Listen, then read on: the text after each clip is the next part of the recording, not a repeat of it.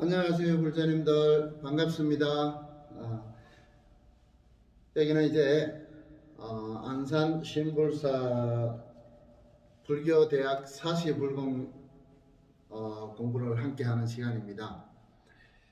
소승은 이제 안산 신불사에서 주석하고 있는 정관이라고 합니다. 만나서 반갑고요. 지난 시간 복을지는에 이어서 이번 시간에는 이제 애참을 하도록 하겠습니다. 애참은 이제 많이 우리 불자님들께서 많이 잘 아시는 거예요. 뭐냐면 지심정내 공양 시방상세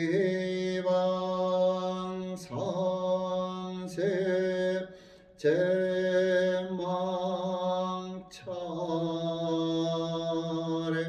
상주일체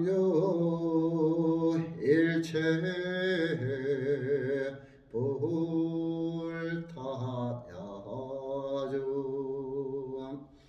자, 이렇게 하면서 이제 달마야중, 성가야중 이렇게 이어집니다.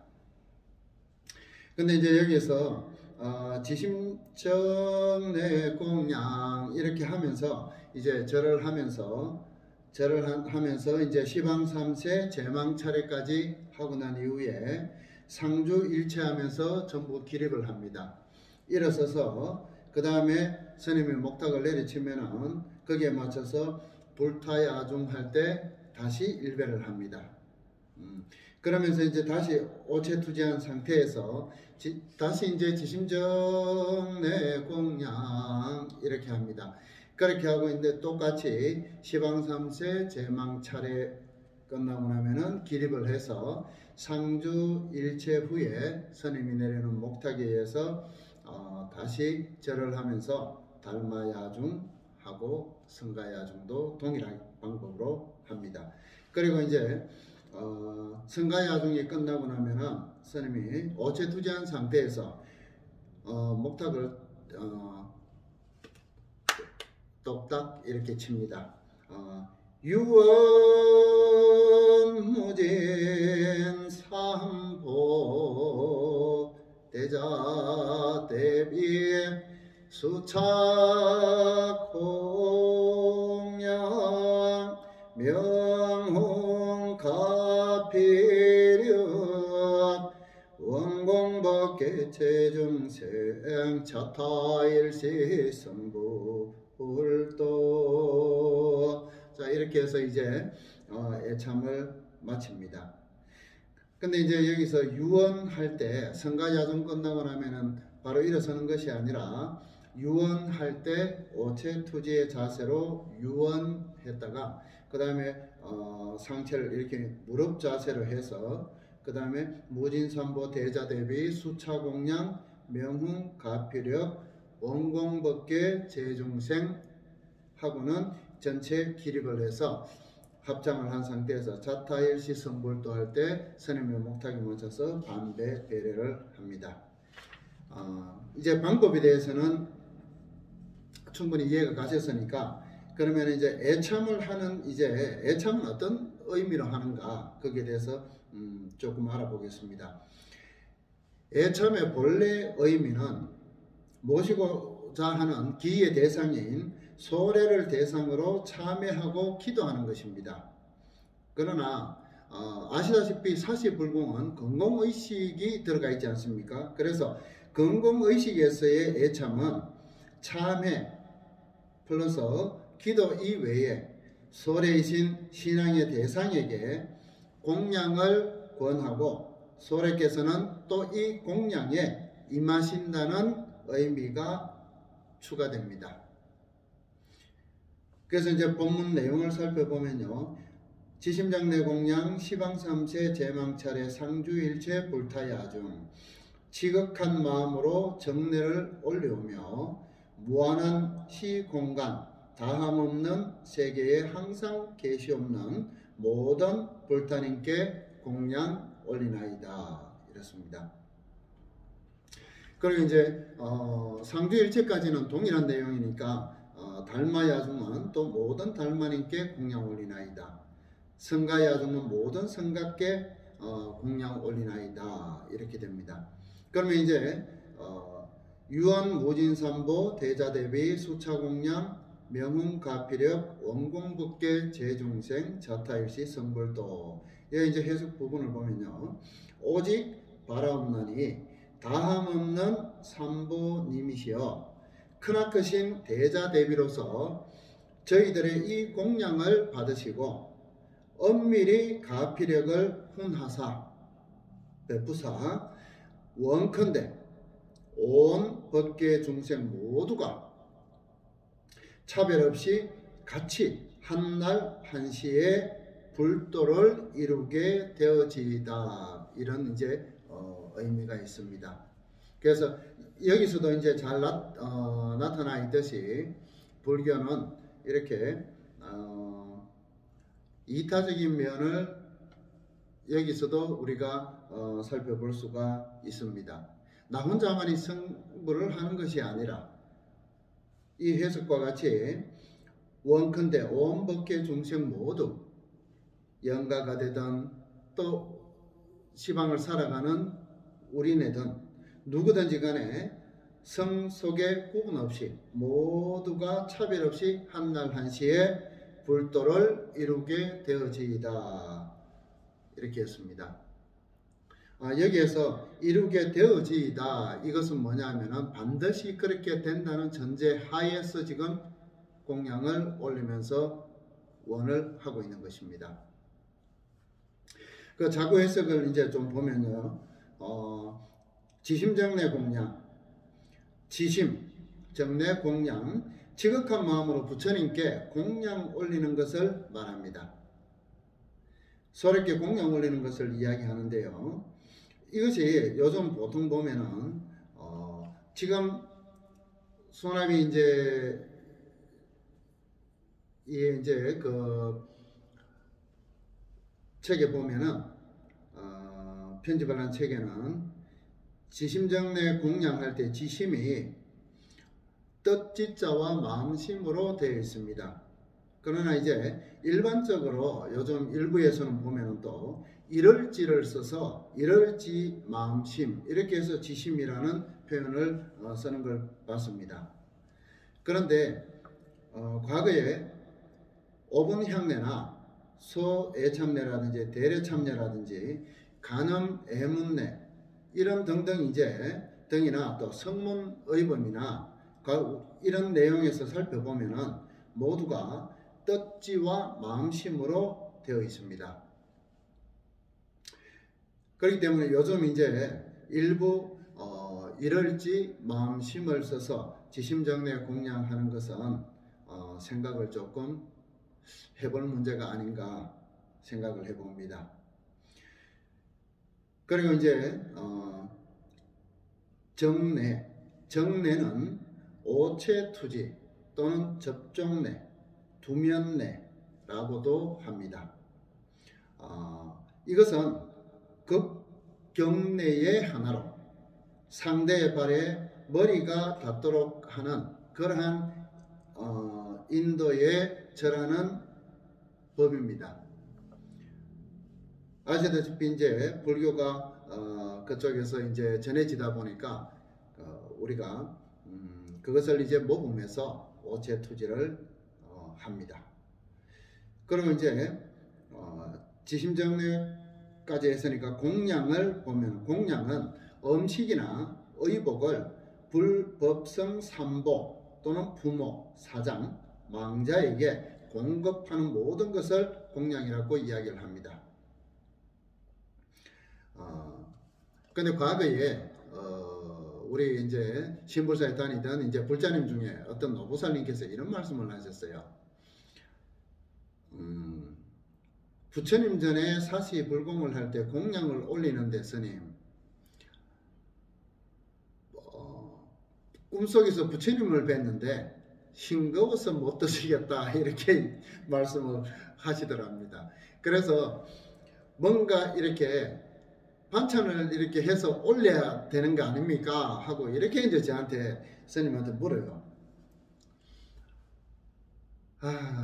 그분 우리 보살님께서 얼마나 부처님에 향한 마음이 지극하셨으면은 부처님을 꿈속에 그렇게 뵙는 그런 이 좋은 경험을 하셨을까요? 그런데 부처님 전에 마지공양을 올릴 때 다른 걸 올리지 않고 그 육복공양에 준해서 과일이나 꽃이나 또는 이제 맞이나 이렇게 올리는데 육복공양 이외의 거는 공양을 잘 올리지 않습니다. 그리고 이제 반찬을 이제 올리지 않는 이유가 있어요. 우리가 보통 집에서 차례를 지내거나 제사를 지낼 때 보면은 진수 영반을 차리나 놓고, 진수는 밥을 이야기합니다. 그걸 이제 유교 쪽에서는 매라고 이야기를 하죠.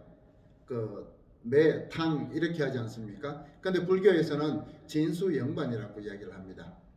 그러면은 이게 진수는 밥을 이야기하는데, 그러면 반은,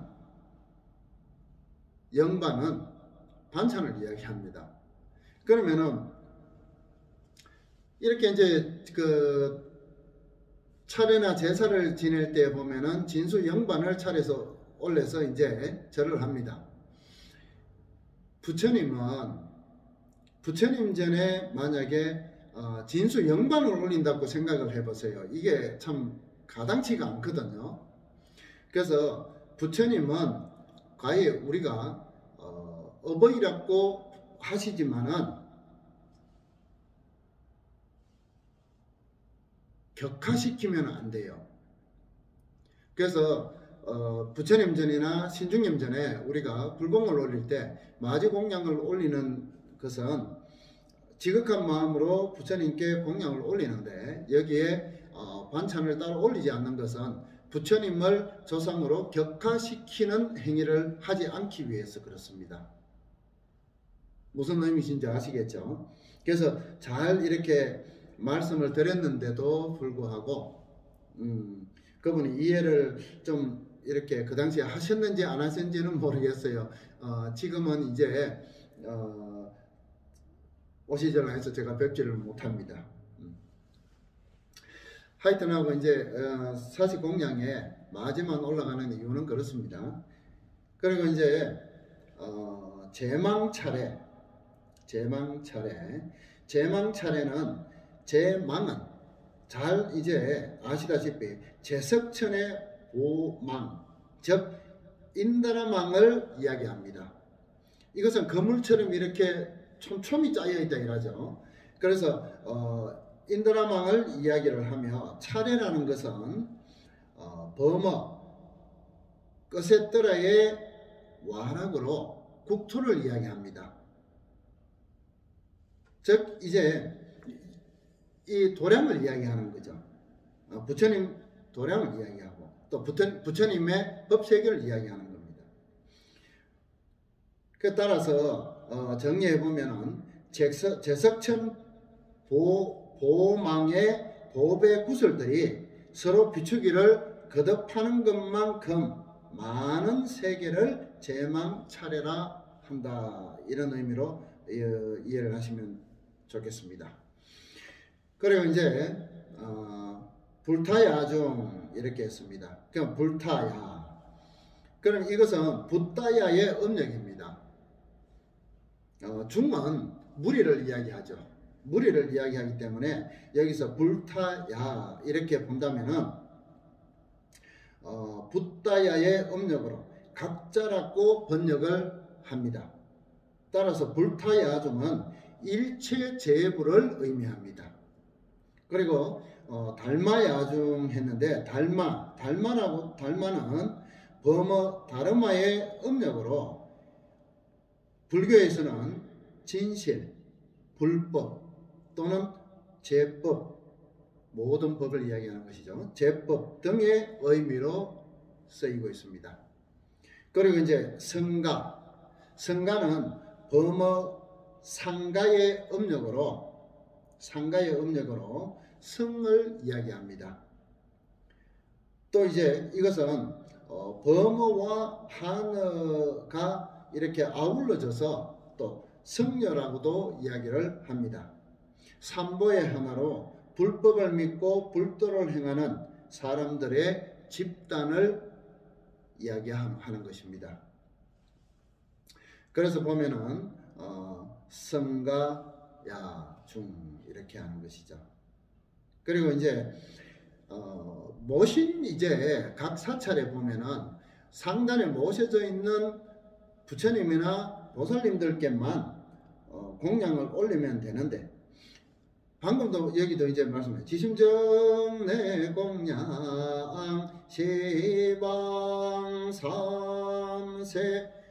자, 시방 삼세의 일체 제부를 대상으로 해서 그분들을 서례로 해서 공양을 올리려는 이유가 있는가?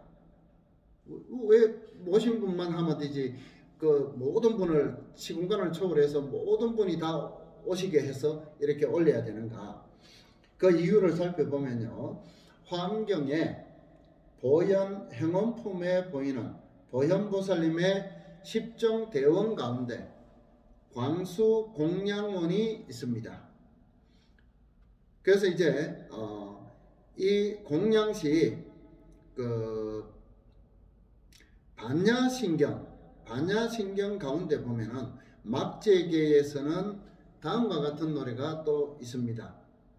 자, 여기 어떤 게 있느냐 하면은 보현보살 광대원, 보현보살께 옷은 넓고도 크신 원으로 광수공양 무피엄, 재벌께 공양 올리심에 피곤함도 지루함도 잊으셨다네, 이렇게 했습니다. 그리고 또 관무량수경, 대장경 12-344시에 나오는데요, 여기에 보면은 국품의 극락세계 가운데 상품 상생에 태어나는 중생이 받는 복 가운데 다음과 같은 것이 있다고 나타나 있습니다. 어떤 게 있느냐 하면요, 해석된 부분을 이렇게 읽어드리면, 잠깐 사이에 시방세계를 다니면서 여러 부처님을 섬기고 부처님 앞에서 수기를 받고 다시 극락세계로 돌아와 한량없는 백천다란이를 얻는다. 이것을 상품상생이라 한다, 이렇게 했습니다. 이렇게 하는 이유가 어디에 있는가? 환경의 예를 보건대 공양은 행의 모범을 보이시는 보현보살께서 무량겁을 두고 행하여 오시는 불사이며, 또 관무량수경의 내용을 보면 앞으로 장차 제불로부터 수기를 받아서 인이 되어서 수기를 받아 이 성불에 이르는 단스가 되는 불사가 바로 이 공양이다, 이 말이에요. 그래서 공양 올리는 것은 한마디로 정리를 하면은 어떤 것이라, 이후에 장차 저희들도 이제 뭐 성속을 막론하고 모두가 이 부처님께 기회하는 것은 목적이 성불에 있지 않습니까? 그러면은 이 성불에 있는데 언젠가는 이렇게 성불하기 위한 단서가 되는 것이 바로 이 공양 올리는 불사임을, 이 경을, 이 보현행원품, 하원경에 있는 이제 보현행원품이나 또는 이런 간무량수경에 나와 있는 내용을 통해서 알 수가 있는 것이에요. 성불에 이르는 단서가 되는 불사의 하나이다, 이렇게 이해를 하시는 것이 좋겠습니다. 그리고 이제 우리가 이렇게 이제 의식을 진행함에 있어서 의례에 대한 이해를 조금 더 돕고자 합니다. 불교의 의례의 출발은 애경과 반성에 있습니다. 반성은 좀 이따가 이제 설명을 하는 중에 이제 나옵니다. 성아모니 부처님 당시에 이제 부처님에 대한 애경은 인도의 관습에 따라 부처님의 발등에 자신의 이마를 대거나 혹은 부처님의 오른쪽으로 세 바퀴를 돌거나 이것을 이제 우리가 탑돌이 할 때도 그렇게 이렇게 오른쪽으로 돌지 않습니까? 그거와 같은 의미입니다. 그래서 최대의 공경을 나타내는 것이죠. 그래서 오른쪽으로 세 바퀴 삼요잡을 하거나 하는 등의 형식으로 표현을 하였습니다. 그 당시에는. 그러나 거기서 더 나아가서 부처님만이 아닌 그분께서 깨달은 진리와 진리를 따르는 모든 무리에 대한 애경에 이르기까지 애경의 대상이 점차적으로 확대가 되었습니다. 이렇게 해서 불법성 삼보에 대한 애경, 즉 상기이가 정착이 되었습니다. 그리고 이제 서가모니 부처님 이전부터 출가사문에게 음식물을 공양하던 인도의 풍습인 반성은 자, 음식물을 공양하던 인도의 관습이라 했잖아요. 그 서가모니 부처님 이전부터 출가사문에게 음식물을 공양하던 인도의 풍습이 이 반성입니다. 그러면은 우리가 이제 차마고도나 또는 이제 그 불교적인 어떤 그런 내용들을 방송하는 TV를 보면은 스님들이 이제 아침에 되면은 쭉 줄을 서서 이렇게 대중들 처소를 이렇게 쭉 이렇게 우리가 불자들 이렇게 댁을 이렇게 돌면서 그 앞에 돗자리를 피워놓고 불자들이 음식을 내놓고 앉아 있다가 스님들이 오면은 공양을 이렇게 제공하고 하지 않습니까? 이런 것이 반성에 들어가는 겁니다. 이렇게 공양 올리는 것은 어떤 의미가 있느냐? 조금 전에도 설명드렸다시피 이후에 이 성불해야 되는 그러한 단서가 되는 불사이기 때문에 그렇게 하는 것입니다. 그리고 이것이 이제 이 반성은 원래부터 공덕의 개념으로 이해가 되었습니다. 국가에서 출가 사문들을 몇 년에 한 번씩 대대적으로 모아서 음식을 나누어 주는 행사를 치르기도 했습니다. 이렇듯 이제 불법성 삼보에 대한 애경이나 또 수행자에 대한 음식물 공양으로서 반성은 초기 불교 의례로 성립이 되었습니다. 이후에 서가모니 부처님 열반 후에는 이 부처님의 사리를 모신 탑이나 부처님의 상징이 되는 보리수나무 또는 불적석, 법륜 등과 같은 형상에 대한 애경도 아울러 시작이 되었습니다. 또 이어서 부처님의 모습을 형상화한 불상이나 서가모니 부처님의 생애를 그린 팔상도 등에 대한 숭배로 확산이 점차되어 갔습니다. 이렇게 애경 대상이 변화했을 뿐 아니라 대성 불교와 밀교 등이 차례로 나타나면서 다양한 불보살님에 대한 개념이 등장하게 되고 또 이것이 정립되면서 세월의 흐름에 따라 또 이제 역대 선사나 조사에 대한 애경도 여기에 더 보태집니다. 그래서 애경 대상은 더욱더 다양해지게 되었습니다. 이런 불교가 여러 나라로 전파되면서 다시 각국의 고유 신앙과 융합하면서 신앙 대상은 더욱더 많아졌고 그 애가 이제 우리가 신중단 애경을 이제 보면은 점차 늘어나서 지금은 104위가 되지 않습니까? 이런 애를 이제 이해를 하시면 됩니다. 그래서 신앙 대상은 더욱 많아졌고 그에 따른 의례 형식도 아주 다양화하였습니다. 하지만은 공덕을 통한 현세 구복, 현세를 살아가면서 복을 구하고 내지 업의 청정을 통한 정토 왕생의 희구라는 그러한 애경과 반성의 본래 가지고 있던 의미는 퇴색이 되지 않고 언제나 그 속에 함께하고 있었습니다. 내재되어 있었다는 것이죠. 조선시대 이후에 우리나라 불교의 전통은 이전에 각 종단을 통합한 원형불교 또는 통불교라고 할 수 있기 때문에 지금까지 전해지고 있는 애경의식 또한 여러 종단의 것을 통합하여 재편집한 것이라고 말할 수 있습니다. 다만 사찰의 규모나 또는 두드러진 종파적 성향에 따라 또는 애경의 대상에 따라서 약간의 차이는 있을 수가 있습니다.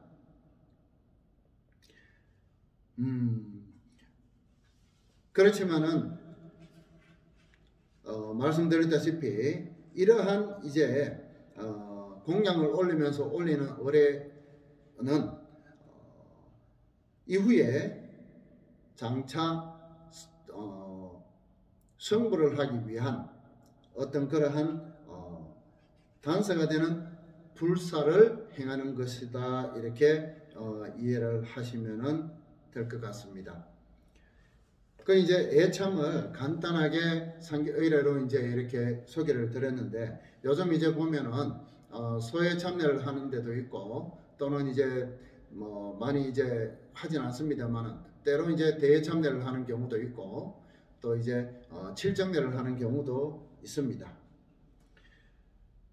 이렇게 이제 각 사찰에 맞추어서 이제 모신 주불에 따라서 조금의 이렇게 차이가 있을 수가 있다는 것을 분명히 말씀을 드립니다. 만약에 서가모니 부처님을 모셨으면 그에 따른 애경의식이 있고 또 대웅전이라고 하지 않습니까?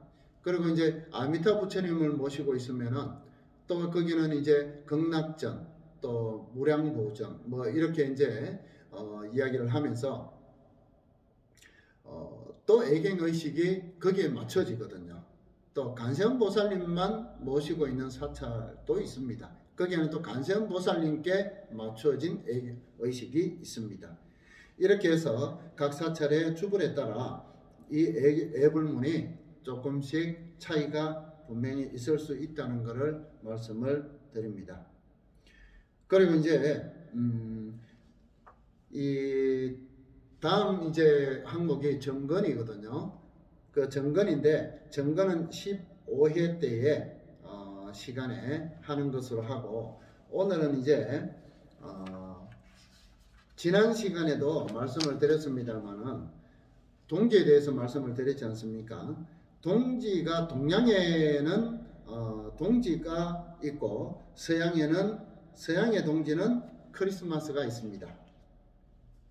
그래서 동양의 명절인 동지를 살펴보면요, 동지에는 묵은 것을 내보내고 새 것을 맞음에 모든 재앙을 물리치고 복을 구한다는 의미를 갖고 있습니다. 그래서 많은 분들이 그렇게 이야기를 합니다. 불교를 기복신앙의 하나로 이렇게 격화시키는 경우들이 많이 있습니다.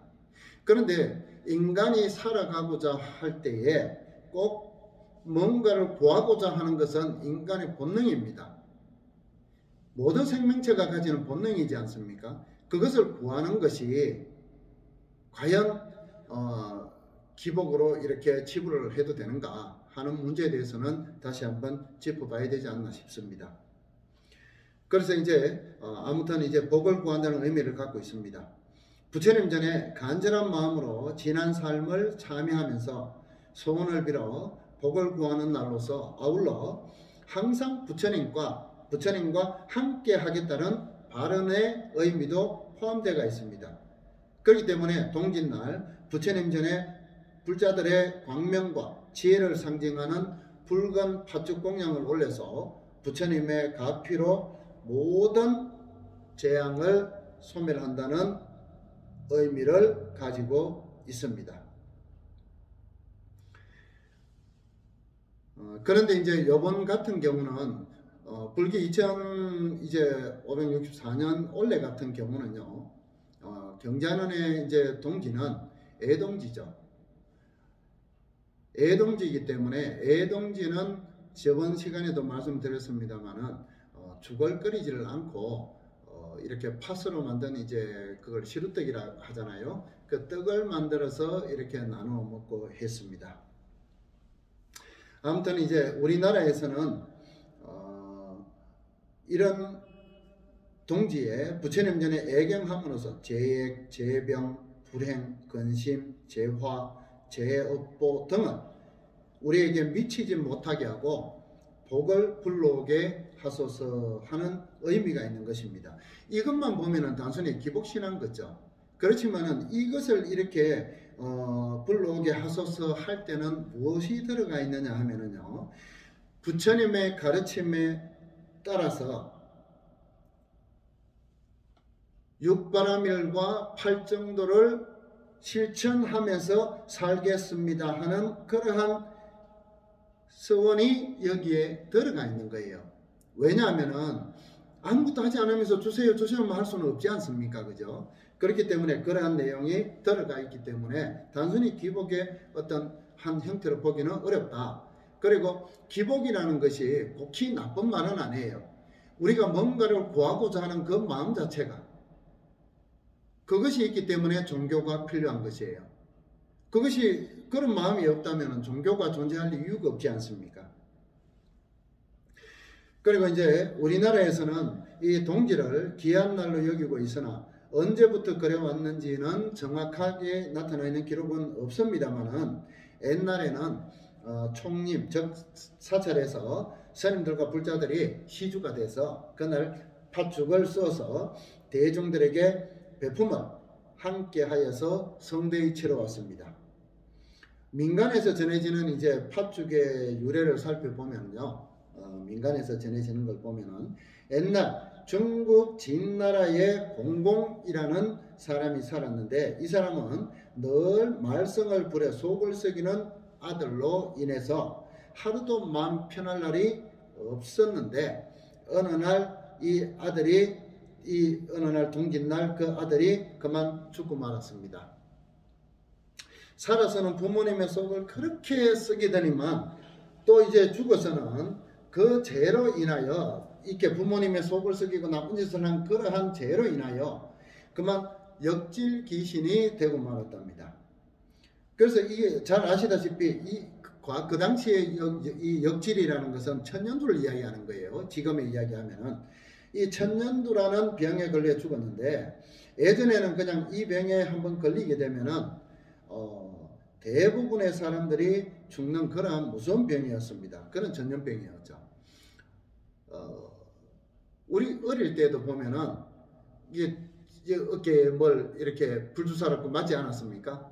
그 천년두 이제 예방하는 거죠. 그래서 이 병을 어느 날 이제 아들이 죽고 난 이후부터 이 병이 어느 날인가부터 이렇게 확산이 되기 시작을 합니다. 그래서 보니 이 병을 퍼뜨리는 것이 죽은 자신의 아들이 역질 귀신이 돼서 퍼뜨리게 되는 것을 알게 되었습니다. 그래서 이 공공은 아무리 자식이라도 여러 사람을 죽게 한 것을 용서할 수가 없어 고민하던 중에 생전에 아들이 팥을 지극히도 무서워했던 것을 기억하고는 팥죽을 쏘아 마을의 집집마다 대문간과 마당 구석구석에 뿌렸습니다. 그날 이후 역질이 이제 사라졌고, 이후부터 동짓날이 되면 팥죽을 쏘아 먹게 되었다고 합니다. 이후 이제 사람들은 붉은색을 귀신들이 무서워하고 싫어한다 여기는 이런 색이라 해서 그렇게 여긴 것입니다. 스님이 어릴 때 지금은 이제 온 곳으로 가셨습니다만은 스님이 이제 어머니께서 시골에 있을 때 보면은요, 팥죽을 동짓날 써가지고 막 이렇게 들고 다니면서 막 이렇게 대문이고 어디고 막 뿌리고 하는 걸 저도 어릴 때 봤거든요. 그런데 여기에서 이것은 민간적인 의미고, 다른 의미로 본다면은 팥은 백곡지왕이라 했습니다. 이 팥이 붉은색이잖아요. 양의 기운을 가장 많이 함유하고 있는 이 곡식이 바로 팥이었어요. 그래서 아시다시피 제액이나 이런 이제 역질이나 또는 귀신들은 음의 기운에 들어가지 않습니까? 그래 양의 기운으로서 어둠을 물리치듯이, 이 밝음으로 어둠을 물리치듯이 양의 기운으로서 어둠을 이렇게 음의 기운을 물리친다 하는 의미가 또 들어가 있는 것이겠죠. 아무튼 그 이후부터 이제 팥죽을 이렇게 써서 먹게 됐는데, 불교에서는요 이 팥죽을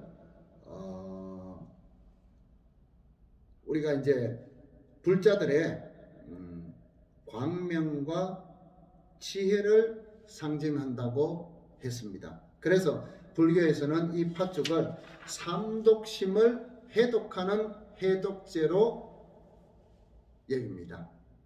그래서 동짓날 팥죽을 먹으면은요 탐진치의 삼독심을 해독시키는 작용을 하는 것입니다. 그래서 우리가 팥죽을, 그러니까 불자님들이 팥죽을 먹을 때도, 팥죽 공양 때도 아무 생각 없이 이렇게 일반인들이 봤을 때는 그렇게 보이겠지만은, 우리 불자님들은 어떤 마음으로 그 팥죽을 드시느냐, 이렇게 탐진치의 해독작용으로서 해독제로서 그 팥죽을 먹으면서 내 마음에 혹시라도 일어나는 탐진치의 삼독심이 있다면은 그것을 가라앉히게 해 주소서 하고 마음가짐을 하는 거예요. 마음가짐을 하게 되면 어떻게 돼요? 그런 다짐을 통해서 내 행동에 변화가 주어지는 거예요. 그런 의미가 여기에 팥죽에 들어가 있는 것입니다. 그리고 이제 서양의 동지를 보면은 이제 크리스마스라는 것이 있습니다. 이 크리스마스가 보면은요, 여러 설이 있습니다. 일본은 이렇게 과거 유럽에서 신대륙을 발견한다고 이렇게 미국으로 많이 이제 이렇게 이주를 했지 않습니까? 그때에 각 나라에서 영국, 프랑스, 네덜란드 할 것 없이 그 유럽 전 국가에서 이렇게 오다 보니까 같이 온 사람들끼리 또 이렇게 뭉칠 거 아니겠어요? 그러다 보니까 서로가 다투게 되고 서로가 이제 각 나라 사람들끼리 이렇게 함께 어울려 살면서도 그 자기들끼리만 뭉치게 되고 화합이 되지 않고 이렇게 됐어요. 이것을 본 이제 그 네덜란드 사람들에 의해서, 네덜란드 사람들이 우리가 이렇게 해서 과연 신대륙이라고 이렇게 와서 어떻게 앞으로 살아갈 것이냐, 이렇게 해서 이 네덜란드 사람들끼리 이날만큼은 우리가 날짜를 하나 정해서 이날만큼은 서로가 서로에게 선물 주고 칭찬해주고 격려해주고 이렇게 해주는 날로 정하자 해서 행해진 것이 바로 이제 크리스마스다, 이런 이제 주장도 있고요. 또 이제 다른 주장이 또 있습니다.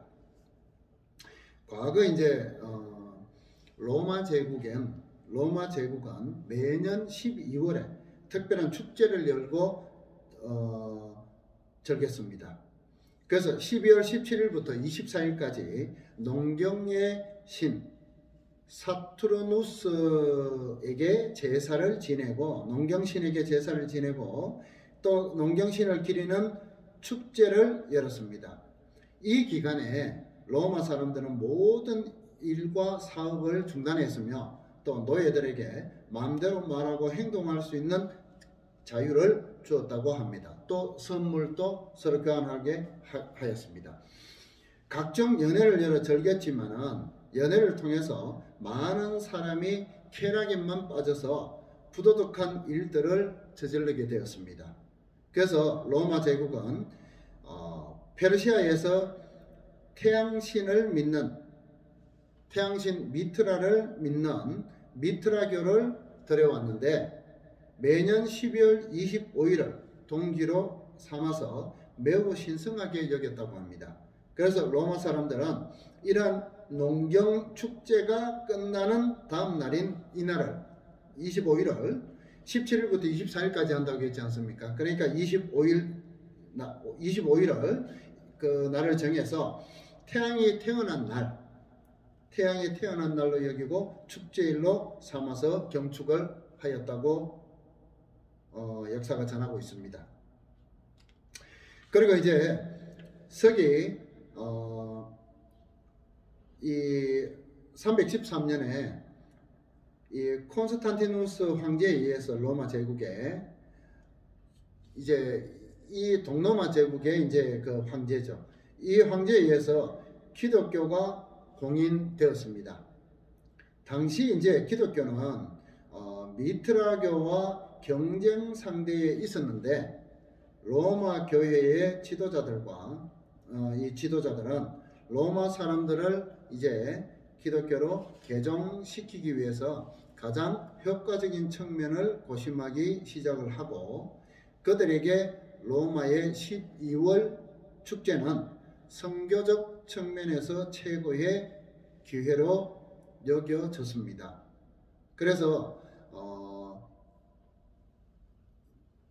이것을 재해석해서 354년 동지로 여겨지던 12월 25일을 이제 예수 그리스도가 탄생한 날로 지정을 하게 됩니다.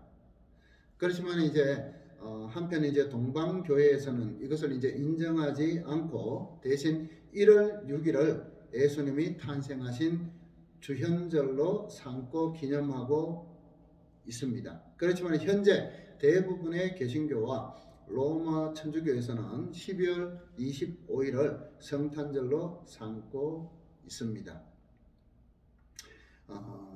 뭐 이것은 방금 전에도 이제 말씀을 드렸습니다만은 그런 이제 어떤 배경을 가지고 있기 때문에 우리가 뭐 이해하는 데는 이해만 이렇게 돕고자 합니다. 제가 다른 뭐 타 종교의 그 뭐 행사를 제가 뭐 어떻게 다는 알겠습니까? 그리고 이제 그것은 이제 그래서 크리스마스가 이제 성탄절로 이렇게 여겨졌습니다. 그리고 이 크리스마스를 이야기하다 보면은 우리가 산타크로스를 빼놓을 수가 없어요.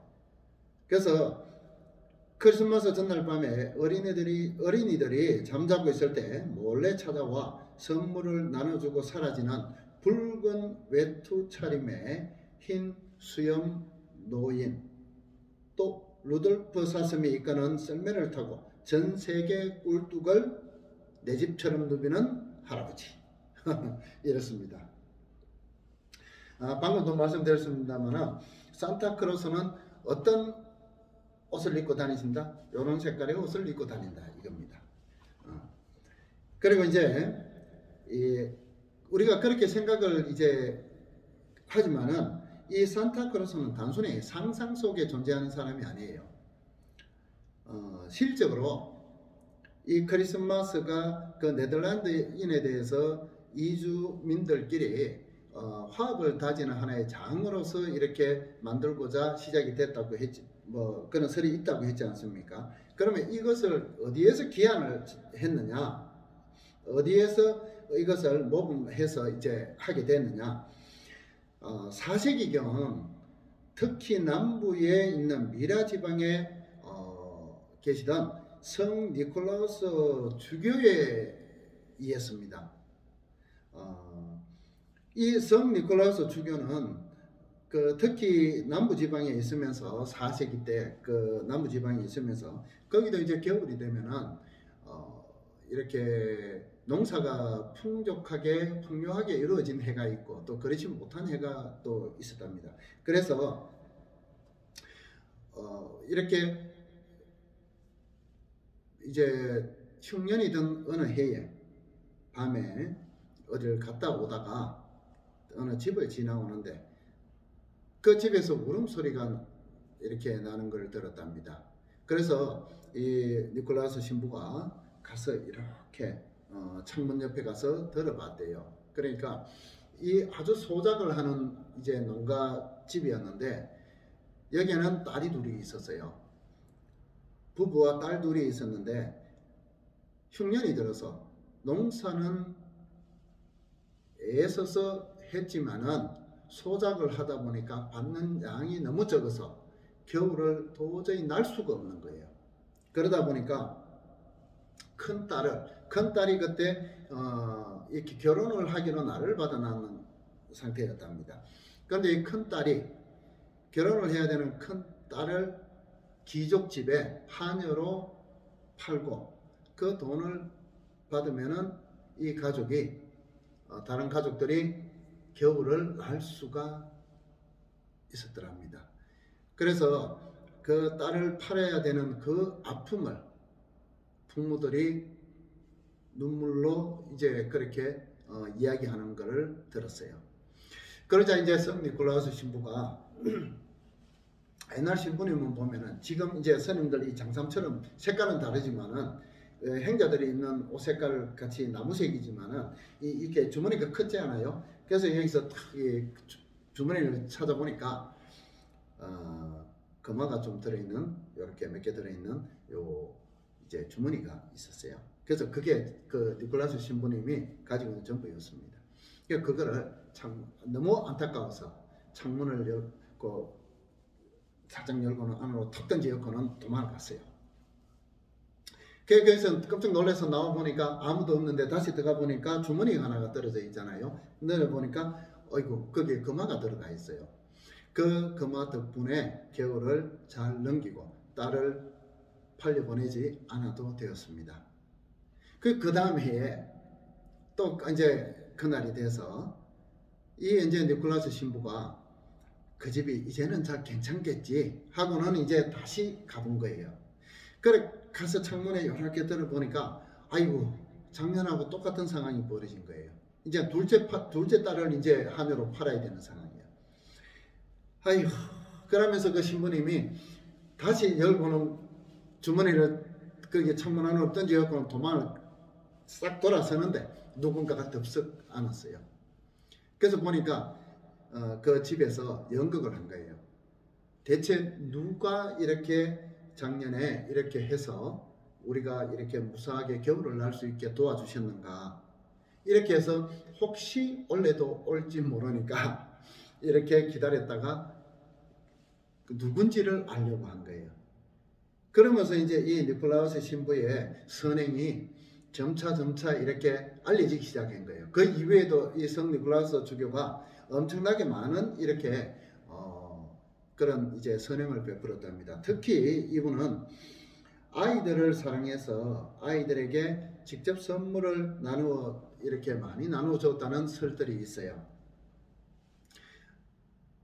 그거를 모범해서 미국에 이주한 모든 국가에서 이렇게 모였던 이주민들이 서로가 화합하기 위한 계기로 그것을 성 니콜라스 신부의 선행을 모범해서 그것을 겨울에 더구나 이제 아까도 말씀드렸습니다만은 이 그 태양 축제일에 그것을 하게 됐습니다. 그 이후로부터 이것이 점차적으로 자리를 잡아오면서 그 이후에 이것이 이제 어느 날 성탄절로 이렇게 바뀌어지게 됐습니다. 아무튼 이제 동지라는 것은 동서양을 막론하고 이런 의미로 본다면은 분명히 좋은 날인 것만은 맞습니다. 이게 분명하죠. 이런 이제 우리도 이제 며칠 전에 이제 동지가 지났지 않습니까? 그럼 며칠 있으면 이제 서양의 동지가 이제 크리스마스가 또 옵니다. 그래서 이런 오늘 이제 말씀을 드리는 이유는 크리스마스의 진정한 의미를 우리가 제대로 알게 되면은 좀 더 서로를 이해하고 배려하는 그런 좋은 날이 되지 않을까 하는 마음에서 이렇게 했습니다. 불자들이라고 해서 크리스마스 날 뭐 선물 주고받으면 안 된다는 법 없습니다. 서로 격려해주고 칭찬해주고 또 선물도 나눌 수 있으면은 서로 나누고 이렇게 해서 따뜻한 그러한 겨울이 됐으면 좋겠습니다. 이제 정말로 이제 연말이 며칠 안 남았습니다. 원래는 코로나나 또는 코로나 때문에도 그렇고 또 여러 가지 그 여파로 인해서 생기는 여러 가지 부작용으로 인해서 우리 이제 일반 대중들께서 참 어려움이 많은 한 해였습니다. 이럴 때 우리가 꼭히 물질적인 것이 아니더라도 불교에서는 무예칠봇이라는 것이 있지 않습니까? 격려가 필요한 사람한테 격려해주고 또 칭찬이 필요한 사람한테는 칭찬을 해주고 웃음이 필요한 사람한테는 웃음을 전해주고 이렇게 해주는 것도 있지 않습니까? 그러니까 이런 무예보시를 하는 것도 아주 좋은 것입니다. 그러니까 서로 형편에 맞게끔 서로가 서로를 이해하고 배려하는 그런 좋은 날이 되었으면 하고요. 또 어려움이 많고 힘들었지만은 이제 얼마 남지 않은 12월 마무리 잘 하셔서 알차고 알찬 그런 이제 마감을 잘 하시기 바랍니다. 우리가 어렵지만은 또 이렇게 어려운 가운데서 더 이렇게 찾다 보면 또 찾을 수 있지 않겠어요? 그래서 좀 더 가족을 돌아보고 우리가 함께 할 수 있는 그런 것이 무엇이 있을까, 이렇게 또 내가 한 해를 나만 생각하면서 살아오지 않았는가 하는 것도 한번 되돌아보는, 또 본인의 성찰의 어떤 그런 기회로도 활용할 수가 있을 것입니다. 아무튼 이제 며칠 남지 않은 연말 잘 보내시고 크리스마스도 따뜻한 날, 좋은 날 되었으면 좋겠습니다. 모두 성불하십시다. 남한타구관 전부살